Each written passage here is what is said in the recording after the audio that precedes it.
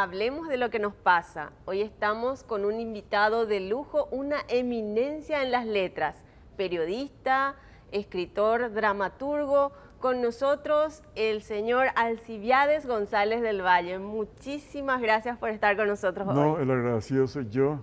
Me encanta estar en tu programa y creo que vamos a charlar de algo, de alguito que a la gente quizás le interese. Vamos a conocerte, queremos conocerle a Alcibiades González del Valle. ¿Cómo te conoce más la gente? ¿Como periodista o como escritor? Cuando me nombran así, una reunión así como la tuya, por ejemplo, es periodista, dramaturgo y escritor, ¿verdad? Pero yo solamente uso periodista porque es mi oficio, ha sido siempre, ¿verdad? Y la literatura o el teatro ya forma un poco parte de la vocación o de la afición que uno tiene por el arte, ¿verdad? Pero para mí lo principal es el periodismo. Porque a partir del periodismo yo pude ingresar a estos géneros, ¿verdad? Porque el periodismo me permitió conocer a mucha gente, conocer la realidad, y todo eso después fueron como temas de mis novelas y mi teatro. De modo que también en eso le debo siempre al periodismo. Y remontate un poco a esa época donde iniciabas. Estuviste en los comienzos de Canal 9, por ejemplo. Contanos esa etapa. Sí, yo estuve en los comienzos de Canal 9, estuve 2 años, hasta el 67, que se abrió ABC Color. Entonces, como lo mío es prensa escrita, entonces me fui volando a ABC. Pero acá estuve, bueno, acá no, cuando eso la oficina quedaba en la calle Independencia Nacional, entre Palma y Estrella, y el estudio en el 6º piso, creo que sexto piso de Previsión Social. Era una cosita así chiquita, donde más de 5 o 6 artistas no cabían, tenían que formar cola para entrar en el estudio. Y mi tarea era producir programas en vivo, ¿no? Muy modestamente, porque no se puede hacer, pero no obstante, como era una novedad, tenía mucho auditorio, mucha audiencia, ¿no? Y recuerdo que incluso por muchos años los vecinos que tenían televisor cobraban la entrada a sus vecinos para que vea porque uno quería ver, ¿verdad? Y habían series así que la gente seguía muchísimo, ¿verdad? Pero fue un comienzo heroico, ¿no? Por ejemplo, el noticiero, yo también redactaba las noticias. Por muy poco tiempo, después me fui al área de imágenes. Y fue, reitero, un comienzo difícil, pero esperanzador, porque tenía el aplauso de la gente. Le gustaba a la gente así como salía. Porque además no teníamos, digamos, competencia. La gente no tenía otro canal para comparar, ¿no? Pero sí, de vez en cuando, muy malamente salía el canal de Formosa, que retransmitía los canales de Buenos Aires. Entonces sí había esa competencia, pero no era frecuente, ¿no?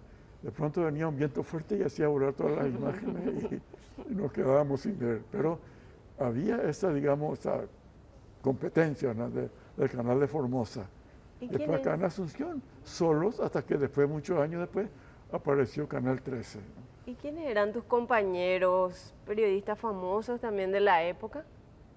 Bueno, en televisión eran los presentadores, ¿verdad?, que eran muy conocidos, ¿no?, que ya desgraciadamente fallecieron todos.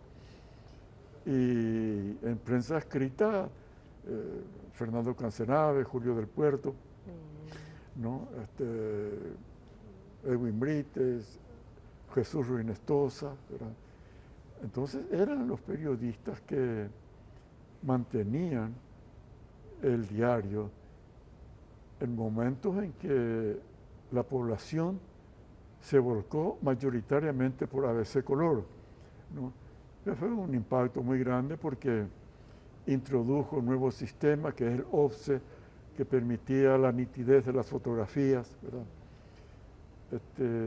Su impresión era limpia y el lector se sentía, digamos, a gusto, ¿no? Leía bien porque el problema del anterior al offset eran las fotografías que salían, no sé, imposible reconocer quién era quién.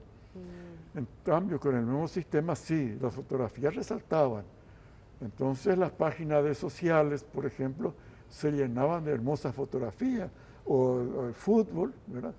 Que en la mayoría de los talleres mecánicos y peluquería había siempre la última hoja de ABC donde aparecía un ídolo de fútbol, ¿no? Y era un gran gancho también de venta, ¿verdad?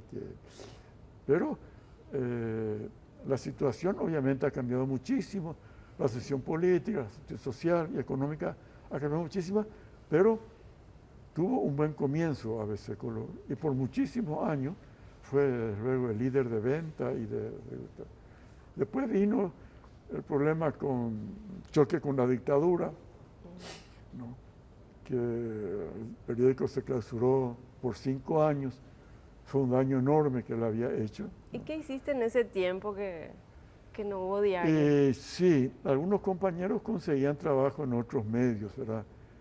Y los que estábamos allí, Edwin Brites y yo, nos conseguimos trabajo porque nos tildaban de esos famosos comunistas, Contreras, ¿verdad? Y nos refugiamos en el comité de iglesia, donde hemos conseguido trabajar durante el tiempo que duró la clausura, ¿verdad? Y también con eso se acabó porque a mí, estuve 3 veces preso, pero por mis comentarios, ¿verdad? En la época de la dictadura. En la época de la dictadura.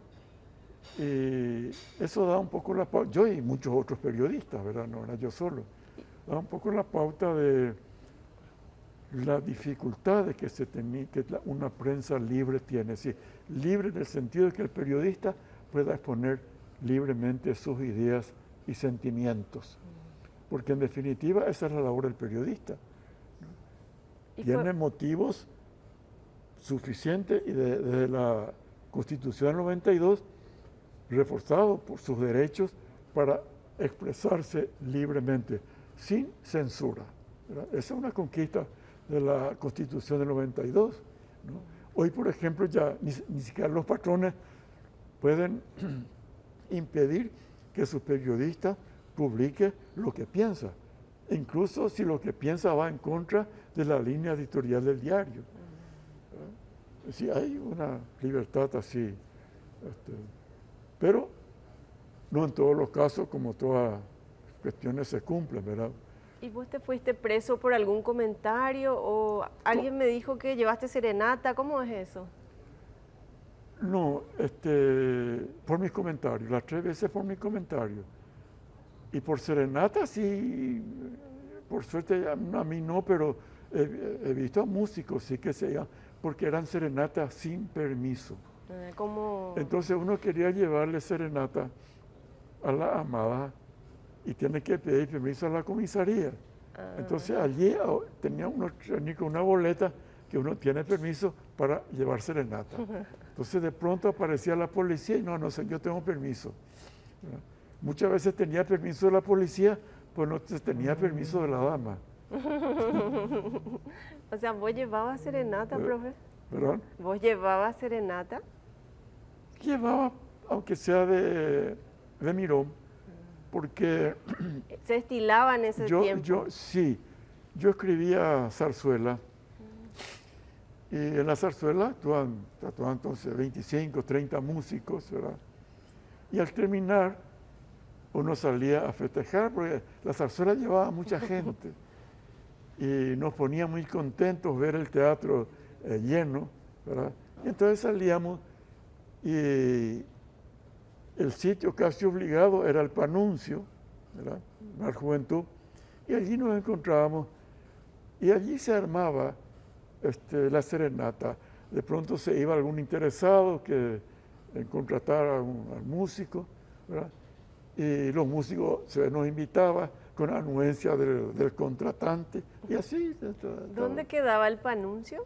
22 de septiembre y Eusebio Ayala. Hasta ahora hay mariachis por ahí. Sí, pero está en la pesca, ya están en la calle.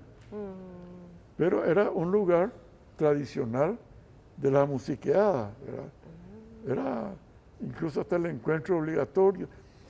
Y el Panuncio, como también para el Rubio, que estaba en la calle Colón, nunca cerraban sus puertas, eran 24 horas. ¿No? Porque los que salían se juntaban después con la gente que entraba, ¿verdad? Y salía, era 7:30, 8 de la mañana, hasta ese tiempo duraba la noche. Era extendido entonces. No, sí, pero fue una época ya muy distinta. Naturalmente, esa bohemia se acabó. Un poco también porque la dictadura limitó bastante. La policía sacó un edicto, el famoso edicto número 3, que se permitía entre semana a los bares y restaurantes abrir solamente hasta las 12 de la noche.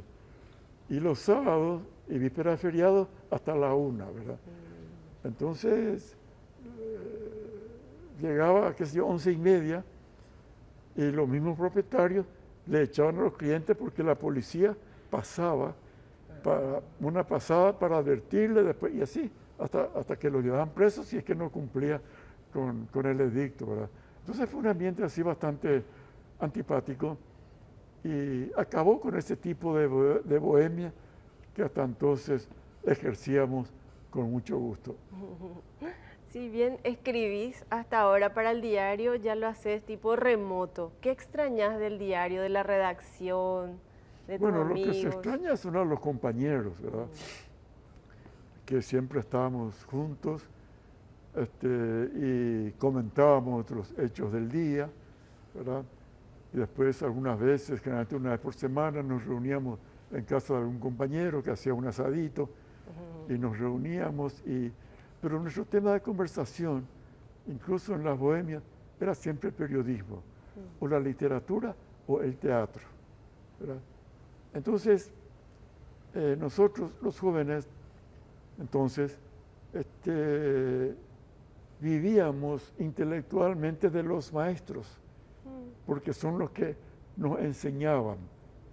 Entre cerveza y cerveza aprendíamos periodismo, aprendíamos literatura, porque además nos obligaban a leer. Teníamos que irnos por lo menos con un capítulo leído y exponer, y discutir, y comentar, y aplaudir, ¿verdad? O sea, era una convivencia intelectual muy fuerte, ¿no? Y gastábamos nuestro tiempo en eso, ¿no? Y como entonces el horario de los diarios, los matutinos, comenzaba recién a las 2, las 3 de la tarde, teníamos toda la mañana para dormir. Hoy se acabó, hoy ya se cumple horario, pero en fin, yo estoy hablando de tiempo pasado que cambió muchísimo, ¿no? Ahora, ¿cómo es? La tecnología va avanzando y...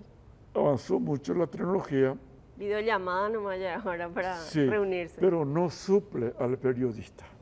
La tecnología ayuda ciertamente a que el trabajo sea más dinámico, pero de ninguna manera mejor, porque detrás de esa tecnología siempre tiene que haber alguien que la maneje, alguien que sienta, alguien que esté eligiendo las noticias, por ejemplo. Eso no se le puede dejar a la máquina elegir sola, ¿no? Claro. Entonces, es decir, siempre el factor humano es imprescindible, hasta hoy al menos, pese a esta cosa que entró de repente, a la inteligencia artificial, que está haciendo muchos trabajos, incluso periodísticos, ¿verdad? Sí. Pero reitero, no llega a suplir, ¿no? Y ojalá que no llegue a suplir al ser humano. Si hoy la tecnología está como está, ¿cómo será de aquí a 15, 20 años? va a ir Posiblemente haya una avanzando. máquina que esté pensando por nosotros. Ojalá que no.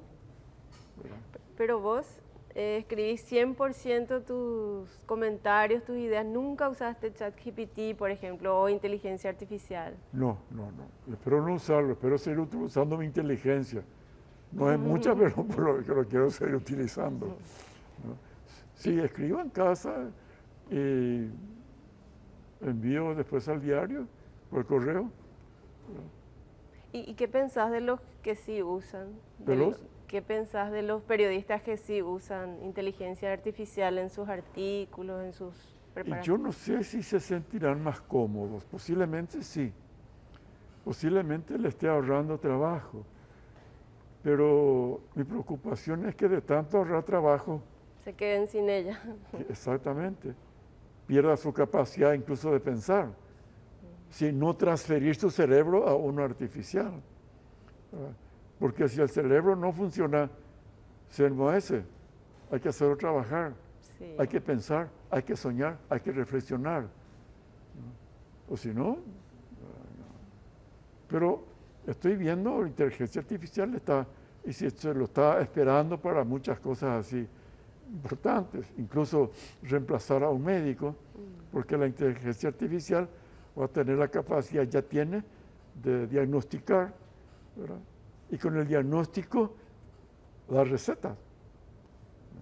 Sí, de repente hasta a los psicólogos o a las relaciones interpersonales, buscar pareja, o sea, se está metiendo en varias áreas de nuestra vida. Claro, claro, está para muchas cosas, ¿verdad?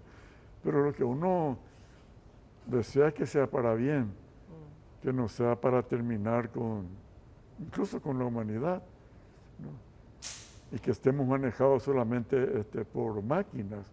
De todas maneras, antes de la inteligencia artificial, los robots ya venían supliendo al ser humano. Hay un libro de un periodista argentino que está en los Estados Unidos, que escribió un libro inquietante. Él recorrió varios países y muestra la labor que hacen los robots, ¿verdad? Cocinar, servir la mesa, barrer, limpiar la casa, una serie de cosas que aparentemente viene a aliviar el trabajo del hogar. Nos da más tiempo para hacer qué. Exactamente, más tiempo para hacer qué. Si fuese, qué sé yo, para leer, para socializar, para salir y visitar amigos, todavía sí, pero estos robots suplen muchas labores del ser humano. Sí. Y con la inteligencia artificial se duplica.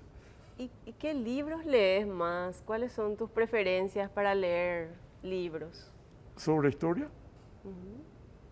periodismo, porque siempre hay libros nuevos sobre periodismo, que es afortunadamente una profesión, una actividad que nunca se acaba, siempre algo nuevo, ¿verdad? Y novelas, ¿verdad? Que me encanta. Pero ya soy más selectivo. Cuando era joven leía lo que se caía en mi mano y pienso que perdí mucho, no sé si perdí tiempo, pero leía muchísimo. ¿Estabas Hoy, metido en tu lectura? Sí. Hoy, reitero, ya soy, no sé, más conservador, más selectivo, ¿verdad? Ya miro el currículum del autor, ¿no? Me informo por lo menos en la contratapa del libro, ¿verdad? Antes compraba solamente por el título, ¿verdad? Pero donde nunca erraba era en las novelas del siglo XIX, que evidentemente ha sido la mejor época para la literatura universal, ¿no? La francesa, la alemana, la española, la rusa.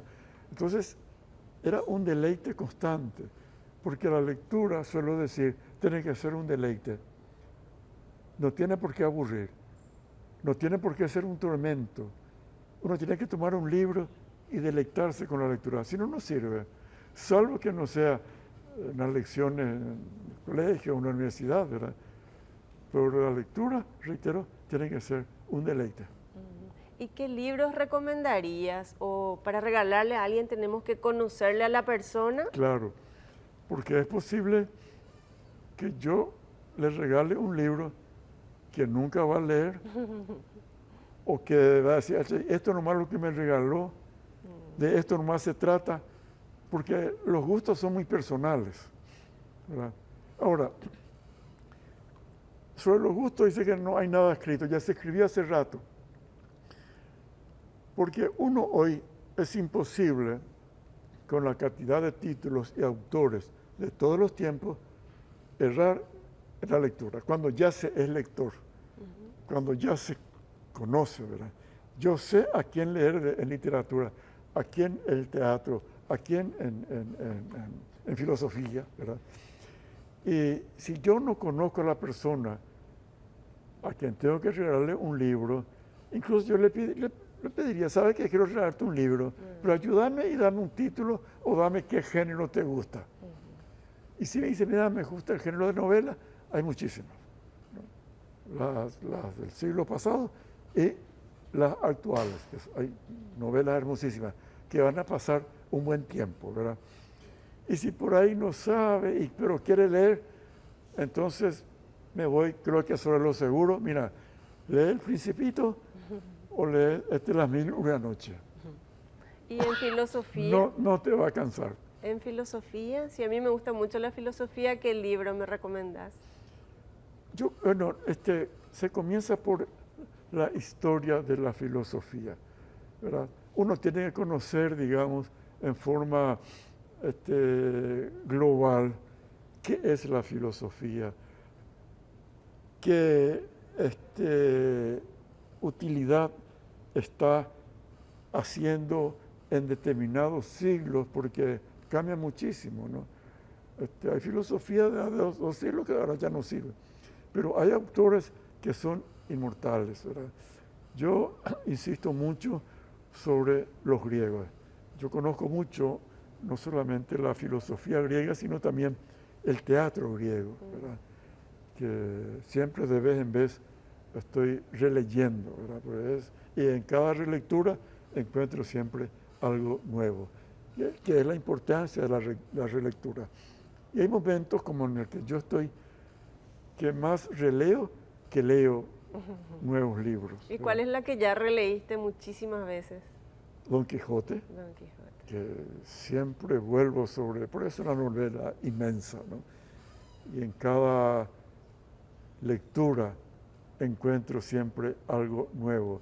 Y es un libro que extrañamente a mí me llena de tristeza hacia el final de la obra, cuando veo que ese idealismo, que ese quijotismo, ¿verdad?, después se desvanece y se convierte casi en un drama o sin casi, ¿no? Entonces, es un libro que cada capítulo deja como un deber para pensar, ¿verdad?, para reflexionar y admirarse del privilegio que uno tiene de haber llegado a sus manos un libro tan inmenso como el Quijote, ¿verdad? Wow, qué lindo. Yo creo que después de la pausa, ¿cómo te puedo llamar? ¿Profe? Me gusta llamar. Alcibiades. Alcibiades. Nos va a mostrar unos libros que nos trajo, así que no se pierdan, enseguida volvemos. Seguimos con el profe Alcibiades. Al, si quiere que le diga, pero yo creo que profe está mejor.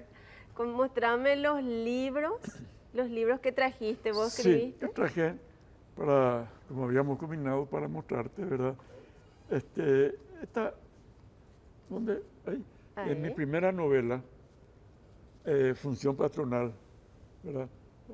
Y tiene un recuerdo para mí, aparte de ser la primera novela, el sitio donde terminé de escribir esta novela, en la cárcel. ¿En serio? ¿Puedo ver? Y como no tenía nada que hacer. ¿En Tacumbú o dónde? En Tacumbú, sí. Y el editor me causó mucha gracia y hasta ahora recuerdo, me dijo, mira, no vayas a salir todavía antes de terminar. Decirle a todos los que te tenga más. ¿Por qué? Y porque creía que estando yo preso, la novela se iba a vender más. Ah, y sí. ¿No? ¿Y fue así? No, salí, por suerte salí y estuve en la presentación. Esto fue en 1980. No fue hace... Mi primera novela. Y lo escribí con mucha gracia porque recordaba mi niñez, porque la literatura es memoria y ficción. Uno escribe sobre lo que recuerda. Y lo que recuerda, uno le da siempre el toque así de ficción, que es lo que le da vida a lo que uno quiere contar. Salvo que no sea un ensayo, pero si es novela, necesariamente es casi autobiográfico, ¿no? En el sentido de que uno va poniendo cosas que uno conoce y que uno recuerda. ¿Qué fue esto que me pasó con Función Patronal? Que escribía sobre cosas que, reitero, que me contaban, que yo recordaba, que veía. ¿Verdad? Pero nada de la cárcel. Nada del lugar de la cárcel, no. No, de ahí no. De afuera. De afuera, sí, porque ya estaba adentro, entonces yo quería, por lo menos con la imaginación quería salir. ¿Y ahí fuiste preso por...? No, por un artículo periodístico que no le gustó a la dictadura. La primera que me fui fue un año antes, el 79, que estuve en el Departamento de Investigaciones. Resulta que, te cuento nomás yo esto para que te des cuenta, que esos artículos que yo escribía, hoy, pero es cuento Caperucita Roja, y cuando eso era un acto hasta subversivo. Te cuento la anécdota, en Francia, a un ministro se le acusó, la prensa le acusó de ser corrupto. Y este ministro le dolió tanto que se suicidó. Y entonces yo comenté ese hecho y terminé diciendo que ojalá que el hecho ocurrido con este ministro no se repita en nuestro país, porque no habría suficientes cementerios para enterrarlos a los corruptos. Y como la dictadura tiene tan poco sentido del humor, entonces me llevó preso. Ay, pero estuvo Cosas como esa, ¿verdad? Que uno puede decirlo tranquilamente, con nombre y apellido, ¿verdad? Pero, sí, no pasa nada. ¿Y qué más trajiste? Y bueno, traje... ¿Cuántos libros escribiste en total? Y 30 por ahí. 30. Entre teatro, novela, ensayo, ¿verdad? ¿Y estás escribiendo algo nuevo? Sí, ¿Sí? Siempre estoy escribiendo algo. Y esta es la segunda novela, después de muchos años. Ay, qué lindo. Un La viento negro presentación. que me valió, por suerte, El Premio Nacional de Literatura, sí. 2013. Y esta es la historia ficcionada, pero sobre hechos reales, de las ligas agrarias cristianas que en Misiones ha sido masacrada. ¿Verdad? La cantidad de muertos, desaparecidos, torturados, ¿verdad? Y no podían publicar absolutamente nada. La orden era no publicar nada. Y yo conocía el caso porque antes de la represión yo trabajaba con los líderes agrarios, que siempre me daban noticias y yo le hacía reportaje. Y después no pude publicar absolutamente nada. Yo sabía lo que estaba pasando, pero este fue en el 76. Y hemos tenido que esperar hasta el 89. ¿Y vos tenías memorias así guardadas? Sí, claro. Yo tenía todos los recortes de los periódicos. Y después esto yo iba publicando las cosas que me contaban. Entonces todo eso después hice este libro, ¿verdad? Que un poco recoge todo ese inmenso dolor de los campesinos, y de los dirigentes y de sus familiares, ¿verdad? O sea, es un libro histórico. Sí, pero ficcionado. Es novela. Es novela. Pero los hechos que se cuentan acá son reales. No todos, pero los hechos que se cuentan tienen un punto de partida real. Qué Qué interesante. ¿Y qué más trajiste, profe? Bueno, y la otra, mi afición es el teatro. Ah, vamos a ver. Acá hay dos obras que la Academia Paraguaya de la Lengua Española había publicado. Y son acá dos obras. Una está basada en la vida de Rafael Barret, que fue el mejor escritor, pensador que ha tenido el Paraguay.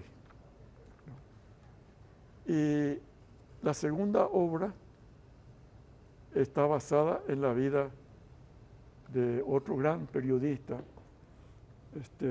y escritor que Algunas se fueron al... que se llama Después de la vida, ¿verdad? Que estaba... Algunas obras se fueron al teatro, se todas hicieron. se fueron. Este año se publicó, se estrenó una obra. Para el año que viene tengo dos. ¿En serio? Y cada año estoy estrenando una obra. O sea, hay actores que interpretan tus obras. Claro, claro, por suerte. Qué bueno. Porque yo no podría hacerlo. Está bien. Entonces, y después... Encontré, acá hay una nota. A veces uno deja cosas en medio de los sí, libros. No, creo que no hay nada. Nunca dejaste nada Y después entre tus libros. escribo también texto para el periodismo, para los alumnos de periodismo. Tengo estudiar periodismo para qué. Tengo un diccionario de la prensa paraguaya. Y el tercero, cartas al futuro periodista. Ay, qué lindo. O sea que acá toda mi experiencia y mis estudios, mis reflexiones, comparto con los que estudian periodismo y se van a recibir de periodistas. Entonces, una serie de, reitero, de consejos basados en mi actividad, mi larga actividad, ¿verdad? Y también en mis observaciones y en mis estudios, ¿verdad?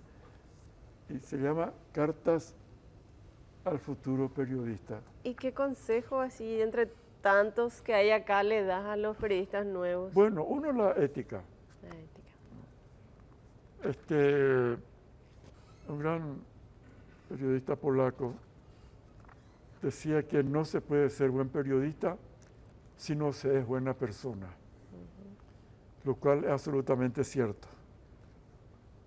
Porque si sos mala persona, todo lo que escribís va a estar reflejado en tus maldades, ¿verdad? Y no se puede hacer.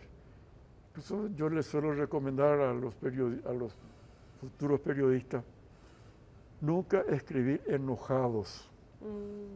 Porque cuando te enojas, perdés el control, no razonás, te dejas llevar por tu entusiasmo, por tu pasión, hasta incluso por tu instinto.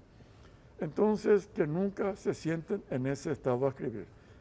Que den 3, 4 vueltas por la manzana y cuando les pasó el enojo, que venga a escribir. Nunca le va a salir bien. Y sí, hay que buscar otras emociones. Sí, Profe, la reflexión. Profe, ¿cómo fue para que entraras en la docencia? ¿Qué te motivó o te llamaron? Me llamaron, yo nunca me preparé porque, para enseñar, porque eso es un estudio, pero es dificilísimo. Y a mí, porque sucede que las facultades de periodismo tienen muchas materias que necesitan tener títulos universitarios. Yo no tengo. Yo soy autodidacta. Yo me formé así, en la calle, leyendo. Y en cambio, la materia específicamente periodística, siempre es bueno llevarle a un periodista, porque el psicólogo, el médico, el lingüista van a ser muy buenos en su profesión, Pero como no fueron periodistas, no pueden transmitir todo lo que el periodista necesita saber. Entonces, por eso es que me tiraron a mí y a otros, ¿verdad? No porque estemos capacitados para ser profesores universitarios, no. Pero la experiencia cuenta. Exacto, transmitir es lo que hago yo en este libro, ¿verdad? Yo de ninguna manera me considero profesor universitario, no, estoy lejos de eso, claro que pero sí, digamos, como un motivador. Yo hablo con los chicos y les motivo a que sean periodistas. Y si están seguros de que van a ser periodistas, que estudien, que lean, que escriban. Vos podés reconocer así, este va a ser periodista. Sí, inmediatamente. ¿Cómo? Desde el primer día. Los que se sientan adelante. Eso van a hacer. Están con una hoja y virome, pero el que está en el fondo y están con su celular chateando, eso no va a ser nunca. Porque para ser periodista, yo pienso que lo primero que se necesita es ser curioso. La curiosidad es lo que nos lleva después a descubrir un montón de cosas, ¿verdad? Y los que están adelante son curiosos y le preguntan al profesor, ¿cómo es esto? ¿Cómo puede ser? ¿Cómo pasó? Ese va a ser periodista. Pero el que nunca pregunta, posiblemente no. A lo mejor, como yo sé, puede conseguir su título, pero el título de ninguna manera te da la certeza que vas a ser buen periodista. El título es apenas de que pasaste por una casa de estudios, ¿no? Que te formaste. Pero en 4 años nunca vas a ser el periodista que el país necesita. Pero si aprovecha bien esos 4 años, seguro que se va a encaminar hacia ser un buen profesional. Entonces yo de todo esto, yo les hablo, ¿verdad? Y siempre les digo, prepárense, estudien, porque son ustedes los que se van a quedar como portaestandarte de la sociedad. Porque le dije, ya, nosotros ya nos vamos. Y salió una voz allá del fondo y dice, así siempre dicen y no se van nunca. No, profe. Y la lectura también No, es fundamental. Escribir es leer. Si no lees, ¿de qué vas a escribir? Y un periodista, yo siempre les pido que vayan siempre, por lo menos con 3 o 4 noticias del día. Si no están informados, ¿cómo van a informar? Tienen que estar siempre bien informados. Y pensar sobre las noticias o los acontecimientos que acaban de suceder o que están sucediendo. Eso es fundamental. Entonces después ya, al comienzo tal vez sea una práctica de difícil cumplimiento, pero después el hábito de la lectura, el hábito de informarse, el hábito de escribir, ya no se va nunca. Y yo les pido siempre que escriban por lo menos 15 a 20 minutos cada día. Y que junten lo que escribieron, que vayan juntando. Y que a un mes revisen sus primeros escritos. Y con toda seguridad van a decir, pues yo escribí esta porquería. Van evolucionando. Se evoluciona porque la única manera de aprender a escribir es escribiendo. No hay otra. Porque así como, no sé, se podría estudiar, por ejemplo, a larga distancia, ¿verdad? También la natación se puede estudiar a larga distancia, porque nos van a decir, bueno, hay que mover el brazo así, las piernas así, pero llega un momento en que hay que tirarse en la pileta, y si es posible con agua. Más vale. Excelente, qué gran consejo, profesor Alcibiades. Yo creo que después de la pausa vos nos vas a contar más cositas de tu vida, de cómo es tu vida actual. ¿Te parece? Sí, claro. Ya volvemos. Acá contestando mensajes, el profesor Alcibiades te consulta mucho por redes Sí, sociales. me consultan mucho, Sí. sobre todo los alumnos, ¿verdad? Además, yo mismo les pido que me consulten. Y otros usan, les doy mi correo que también pueden utilizar, pero lo que más les pido es que escriban y que me manden a mi correo, que yo voy a leer, y si hay que corregir, corrijo, y después en clase hacemos un taller sobre ese trabajo, ¿no? Profe, Entonces el trabajo de uno le sirve después a todos. profe, vos ya no escribís en papel bolígrafo, usás computadora, celular. Computadora, uso Sí. computadora, sí. O sea, te ayornaste también a la tecnología entonces. Sí, pues ya no consigo yo hoy que se pueda escribir sin computadora. Conste que los estudiosos, los técnicos aconsejan escribir a mano, que es mucho mejor que usar las teclas, ¿verdad? Porque escribir a mano ayuda a pensar mejor. Y a veces yo procuro y escribo, pero tengo una letra tan fea que ni yo entiendo. Profe, y aparte de escribir, leer, ¿cuáles son otros hobbies que tenés? ¿Qué haces cuando no estás escribiendo? Bueno, me reúno con unos amigos, charlamos. ¿Te gusta hablar? Tomar café, ¿verdad? Porque casi es una costumbre que desgraciadamente se está perdiendo, ¿no? Por eso, y el celular tiene mucha culpa, el distanciamiento, ¿verdad? La soledad, ¿no? Porque aparentemente esto nos comunica con miles de personas y es cierto, pero uno se siente solo, uno está ahí solo, ¿no? No se puede cambiar nunca, en mi caso, con estar escuchándole a una amiga, a un amigo, tomamos café, ¿no? y pasar, como decimos, pasar el tiempo, ¿verdad? Pero de cualquier cosa uno puede morirse, menos por culpa de la soledad, porque ese contacto con el ser humano, con el amigo, con la amiga, es fundamental, ¿no? Sobre todo después de pasar muchas horas de estar frente a la pantalla o del televisor o de la computadora o del celular. Es importante sacarse un poco de encima esa cantidad de imágenes que se atropellan en la mente de uno, ¿verdad? Limpiar y llenarlos de imágenes frescas, imágenes constructivas, imágenes creadoras. Profe, si tuvieses la máquina del tiempo, ¿en qué década te gustaría volver o qué recuerdo podés traernos de alguna década? Década,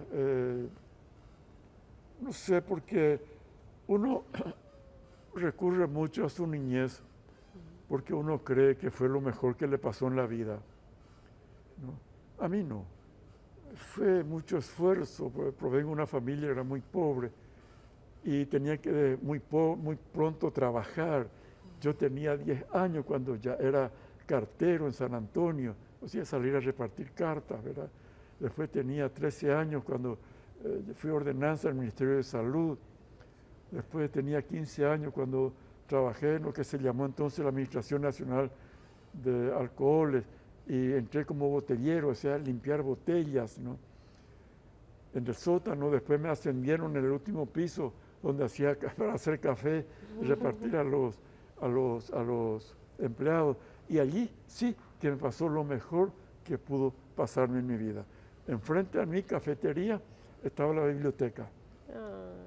Y como encargado era un señor a quien yo le recuerdo cada día. Fue el que me inició. Yo ya leía muchísimo antes, ¿verdad? Pero fue el que ordenó mi lectura. Fue el que me recomendaba los libros. Fue el que comentaba los libros conmigo. Y eso me abrió la mente, pero de una manera... A ese tiempo sí volvería. ¿En qué año más o menos para ubicarnos? Y habrá sido ya por los años 55, 56 tal vez, o tal vez antes, creo que antes de la dictadura. Bueno, que a 52, 53 más o menos, ¿no? Qué gusto conversar contigo, profe. Encantadísima de conocerte siempre. Te Muchas gracias. admiré tus artículos. Muy amable. Ahora voy a leer más tus libros y voy a ir a ver alguna obra tuya. ¿Qué mensaje le querés dar a tus alumnos, a la gente? Yo tengo uno solo, que lean. Que lean. Tenemos varios. Uno solo. Porque nos abre la mente. Ahora, función patronal, te voy a después cambiar por otra edición. Porque esta es la primera. Esta. La otra te dejo. ¿Para mí? Sí. Esta sí. Porque ya es el único que me quedó. Ah. Después hay otras ediciones. Pero la primera es esta. Qué feliz, me hiciste millonario, profe. No. Este voy a leer primerito. Sí. Pero muchas cosas lindas nos dejas como mensaje, por ejemplo, el de darnos tiempo para hablar con las personas, no fundamental. solamente enviarle un emoji en su cumpleaños o en un día que a veces uno necesita ese contacto, como vos Se decís. necesita. Por ejemplo, cada decir los cumpleaños. En internet sale, hoy cumplen años y los de los amigos. Entonces uno aprieta y le dice, bueno, que lo cumpla feliz. Sí. Pero qué distinto es cuando, che, estás de cumple, vamos a tomar un café. O llamarle por teléfono, pero no esas cosas frías de me gusta o que lo cumpla feliz. Causan distanciamiento muy grande. Y poner esa Like. me gusta, no, es muy frío. Tal vez mucha gente se acostumbre a eso, se ha acostumbrado. Yo no. ¿Vos sos de las personas que le dice de frente a la gente lo que piensa? Claro, sí, Sí, sí. Pero de buena manera. de buena manera. Nunca soy brusco. Nunca me creo superior porque tengo que observarle a alguien. No, de igual a igual. Y con mucho respeto. Que la única forma en que me van a entender, porque si me voy a los gritos y a los tongazos, ¿qué lección puedo dar? ¿No? No, profe. Muchísimas gracias por venir. De corazón voy a guardar, voy a leer y voy a compartir también, profe. ¿Cómo no? Muchísimas gracias. Gracias a vos por tu programa. Gracias.